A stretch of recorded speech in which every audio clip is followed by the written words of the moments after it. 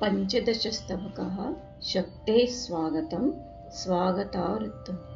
आपदामपहरन्तु सतिं न सम्पदामपि दिशन्तु समृद्धिं दन्तकुन्दरुचिदत्तबलानि व्योमकेशसुदृशोहसितानि अल्पमप्यधिकशक्तिसमृद्धं मन्दमप्यधिकसूक्ष्मविसारं सुस्मितं स्मरविरोधिरमण्या कल्पतां मम कुलस्य शुभाय।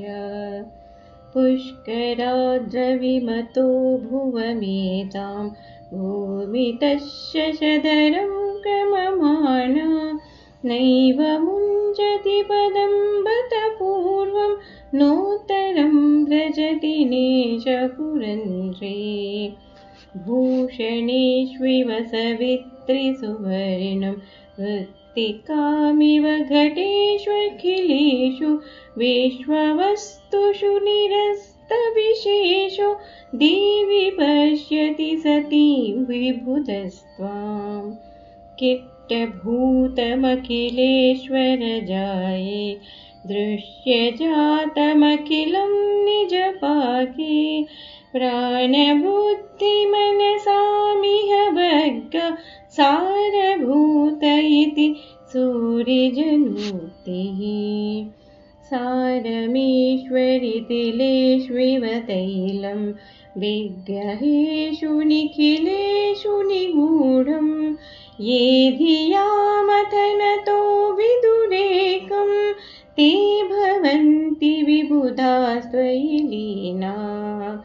आयसं त्रिभुवनेश्वरि पिण्डं वहन्वह्निनेव तपसा तनुपिण्डं यस्य चिज्ज्वलनजालमयं स्यात् तप्तमम्बसतवालयभूतः। योरणेर्मथनतोऽति पवित्रं वीतिहोत्रमिव वीतकलङ्कः प्राणमुज्ज्वलयति स्वशरीरा तामसावभयदेर्हति यष्टुं।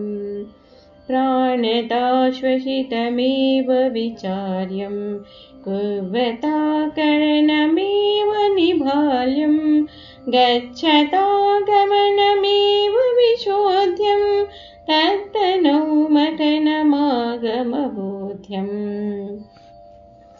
यो रसं पिबति मूढसरोजा सोमपूयमनघः प्रयतात्मा अग्निहोत्रमखिलेश्वरि नित्यं मूलकुण्डदहन स्थितिरस्या।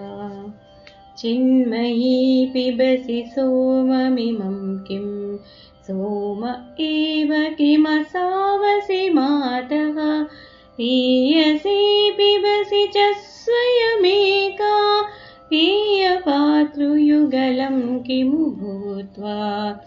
तैजसं कनकमग्निवितप्तं तेज एव कनकाङ्गी यथा स्यात् मोदरूपकलया तव तप्तं तन्मयं भवति मोदजपिण्डं।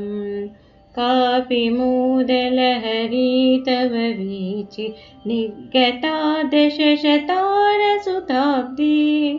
पूरयत्यखिलमम्बशरीरं स्नेहवेद्मि परमे जडभागं।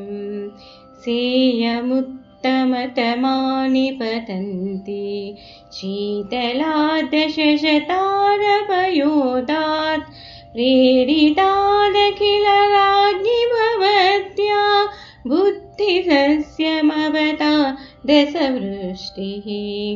दुग्धसिन्धुमथनादमृतं वा शब्दसिन्धुमथनात् प्रणवो वा लभ्यते सुकृतिभिस्तव वीचि मूढकञ्जमथनाद्रस एषः। अस्थिषु प्रवहति प्रतिवेगं मज्जसारममृतं विदधाना बिभ्रति मदमनुष्णमदोषं मूढकञ्ज निलये तव धारा तैत्तरीयकथितो रसलाभ सोऽयमेव सकलागमवर्ण्ये एतदेव शशिमण्डलनाथे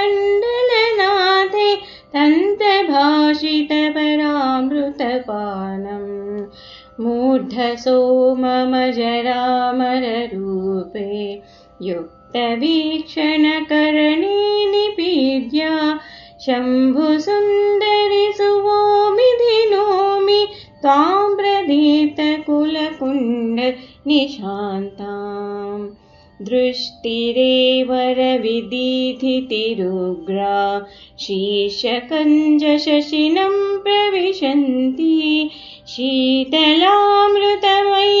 खलु भूत्वा योगिनो द्रवति मोदकलाते मूर्धनिद्रवसि योगयुतानां चक्षुषि ज्वलसि शङ्करभामे तिष्ठसि स्थिरपदाकुलकुण्डे बाह्यतस्खलसि नैव कदापि सा यदि द्रवति मोदकला स्यात् सा यदि ज्वलति चित्कलिका स्यात् सा परा स्थिरपदा यदि तिष्ठा यक्षरा भवति काचन सर्ता पश्यता नयनमण्डलवृत्तिं गृह्यसि त्वमचलाधिपकन्ये जानता दशशतारविलासं स्पृश्यसि विदितमम्बरहस्यं व्याप्तसत्यशुबलेन लसन्ति भानुबिम्बनयनेन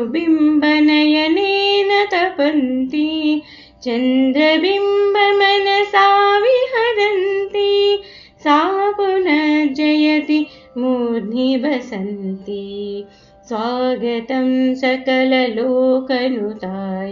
स्वागतं भुवन राजमहेश्यै स्वागतं मयि भृशं सदयायै स्वागतं दशशतारमितायै